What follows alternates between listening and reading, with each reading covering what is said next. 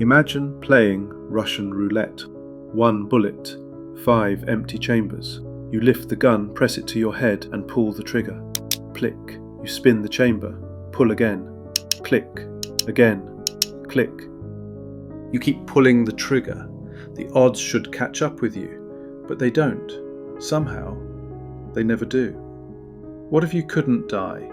Not because you're invincible or lucky, but because every time you're supposed to die, you don't. Because somewhere in some version of reality, the bullet misfires, the chamber is empty, the gun jams, and you only ever wake up in that version.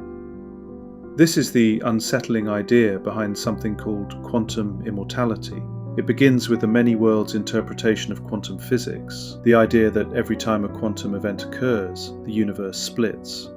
Every possibility plays out, every outcome happens, somewhere. You roll a die. In one universe you roll a 6, in another you roll a 1, in another the die never lands. If that sounds far-fetched, it's worth remembering this isn't a fringe theory. It was proposed by physicist Hugh Everett in the 1950s, and while not everyone agrees with it, many serious physicists think it might be true. Now here's where it gets personal. If the universe splits with every quantum event, and if you are a product of those events, then there's always a version of you that survives. Always. In the quantum world, nothing is truly certain until it's observed. A particle doesn't have a single position. It exists in a superposition, many states at once, like a cloud of possibilities. Only when we observe it does it appear to choose a location. But according to the many worlds interpretation, it never actually chooses. Instead, the universe branches. Every possible outcome happens, just not all in the same timeline.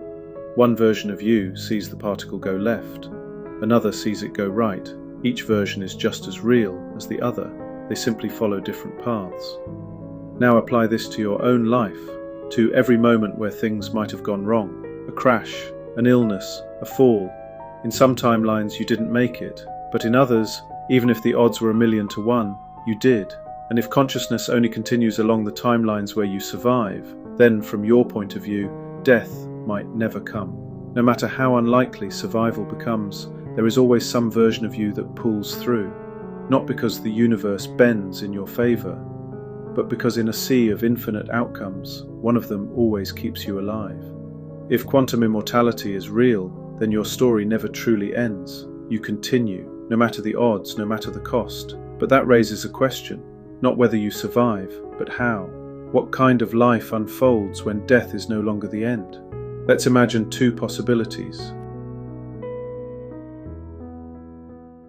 The first possibility almost sounds like a gift, a quiet miracle, hidden in the math. A life so improbable, it feels guided, though no hand ever touched it. The man is born in the year 2025. Nothing special, just a boy in a hospital room, wrapped in synthetic blankets, beneath sterile lights. He almost doesn't make it. A fever in infancy, the kind that takes more children than we like to admit. But the medication works. Or perhaps the doctor changes their mind just in time. In this branch of the universe, he lives. And that's how it begins. As the decades roll on, medicine keeps getting better, and he always seems to arrive just in time to benefit from the next breakthrough. At 60, he's diagnosed with a rare, aggressive cancer, the sort of thing that, a few years earlier, would have ended him. But a targeted therapy has just cleared its final trial, and he's offered a place. He takes it, the tumour shrinks, and once again he slips through a statistical gap that should have closed. By 85, his body is failing in all the ordinary ways. Organs tiring, bones thinning, neurons misfiring. But the world he lives in is no longer ordinary. a private biotech consortium is trialling a full brain emulation procedure. Scan the neural connectome, reconstruct the patterns, and run a digital continuation of the self. It sounds outlandish, ethically messy, and far from guaranteed. But when the alternative is slow collapse, you might take the gamble. He does. Wouldn't you? The upload is classed as experimental, and the survival rate isn't brilliant. Yet for him, the reconstruction stabilizes. The clinicians argue about continuity of identity. The philosophers write papers. His family just wants him back. And there he is. Memory threaded through code. Personality mapped to switching states. Consciousness now running on hardware that can be backed up, migrated, patched. Fragile flesh gives way to something that can, in principle, endure. And so, he keeps going. He watches as humanity stretches out across the stars, slowly at first, then with growing confidence, like a species finally learning to walk in its own myth. Colonies bloom around distant suns, then in the voids between them. Civilizations rise, merge, fragment, and evolve into something stranger, something more enduring. Consciousness no longer belongs to biology alone. Time ceases to move in decades and begins to drift in eons. He updates his substrate when needed, sometimes migrating into faster systems, sometimes choosing to slow himself down, a mind flickering gently across the centuries like a lantern on the tide. His first lifetime, the one with lungs and blood and hospitals and heartbreak, begins to feel impossibly small.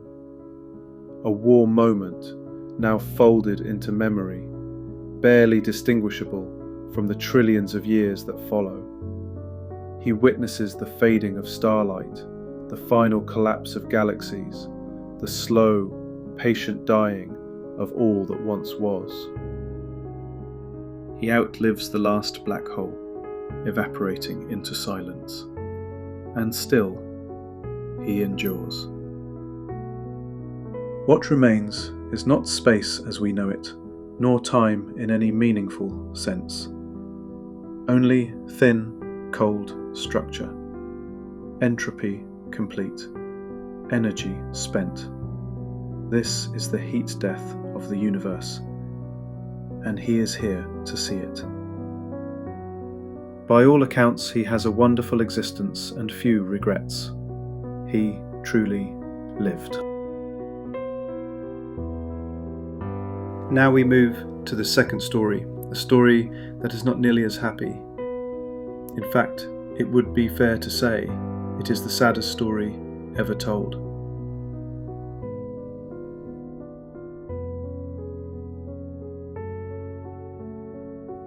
The second man lives a life that, at first, feels nearly identical. He too is born in 2025. He survives childhood illness, a serious car accident, even a brief cancer scare in his late 20s. And like the other, he begins to wonder, not aloud, but deep inside, whether something strange is unfolding. A life that brushes the edge of death again and again, but never quite crosses it. Then, at 30, everything changes. A simple fall, a skiing accident, a moment of bad luck on a bright winter morning. The impact doesn't kill him. Instead, it leaves him with locked-in syndrome, completely paralyzed, unable to move or speak, but fully conscious. He blinks at first, but not even enough to communicate. But over time, even that vanishes. He is trapped in perpetual darkness. Only his thoughts exist in a never-ending monologue of self-torture.